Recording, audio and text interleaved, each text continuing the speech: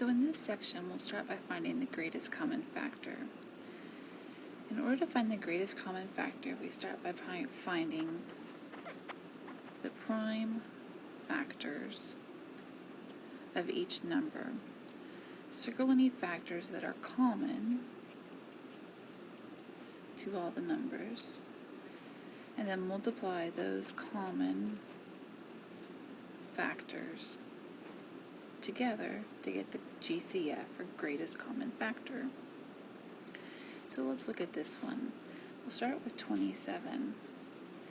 Remember, prime numbers are numbers like 2, 3, 5, 7, 11, 13.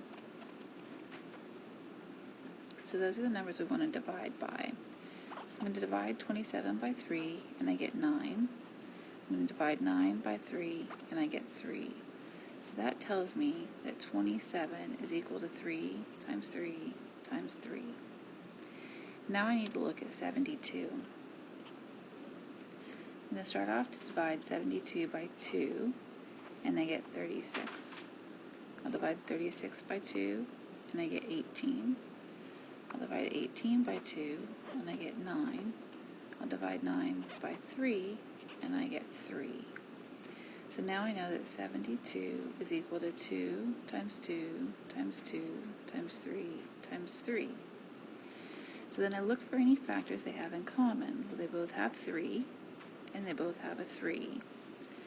So I take those two 3's, and I multiply them together, and I find out that my GCF is 9.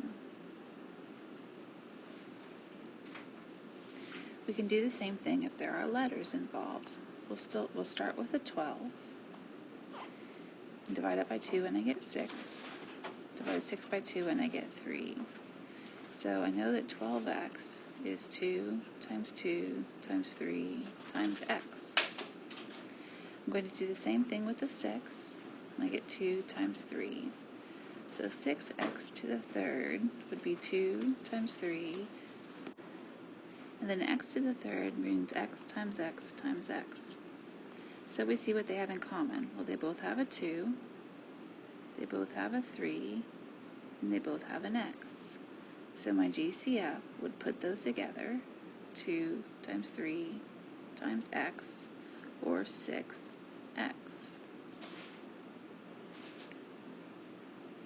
So to factor out the GCF, we use the reverse of the distributive property. So we look at the 6s squared and the 18s, and we need to find the GCF first. So 6 I can break down as 2 times 3. So 6s squared is 2 times 3 times s times s. Now we'll look at the 18. So that's 2 and 18 is 9. 3 into 9 is 3. So 18s would be 2 times 3 times 3 times s. So if we circle what they have in common, then my GCF shows me I have 2 times 3 times s, or 6s. So I'm going to write the 6s in front and put parentheses after it. Now if I'm taking 6s from here, I want to think about what's left. And it helps that we've got this written right here, because what's left, if I take the 2 and the 3 and the 6, the s out, is 1s. So I have an s left here. And then there's this minus sign.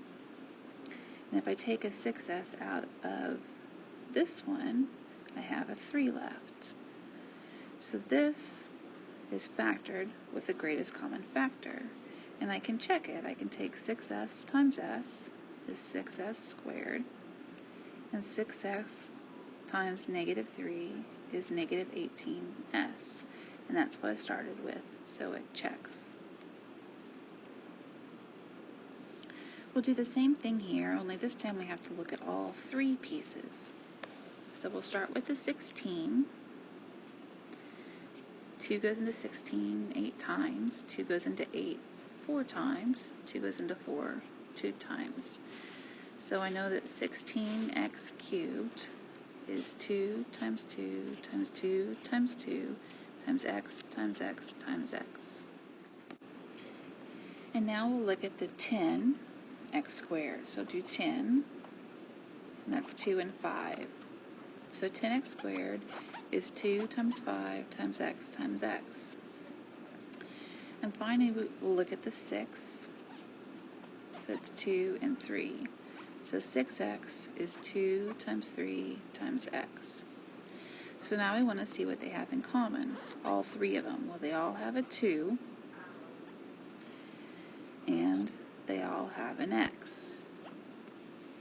So my GCF is 2x. So I'm going to write the 2x out in front, and then to start seeing what's left.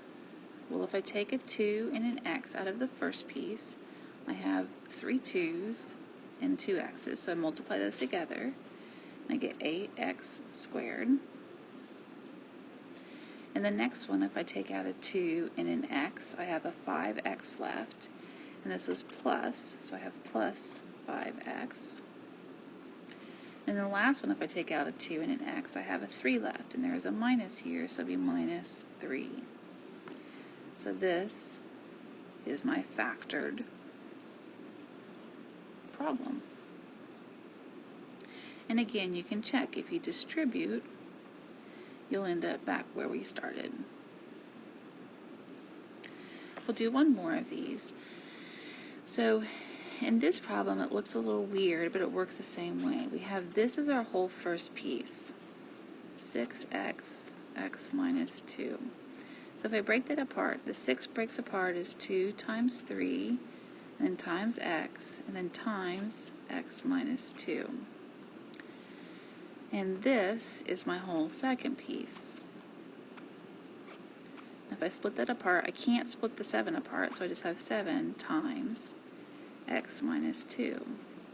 Now what do they have in common? Well, they both have this x minus 2. So I'm going to write the x minus 2 out in front, because that's my GCF. And then I'm going to write parentheses after it. And what's left in this top piece, if I take out an x minus 2, I'm left with 2 times 3 times x, which is 6x. This had a plus sign, so plus. And then on the bottom one, if I take out the x minus 2, I'm left with the 7.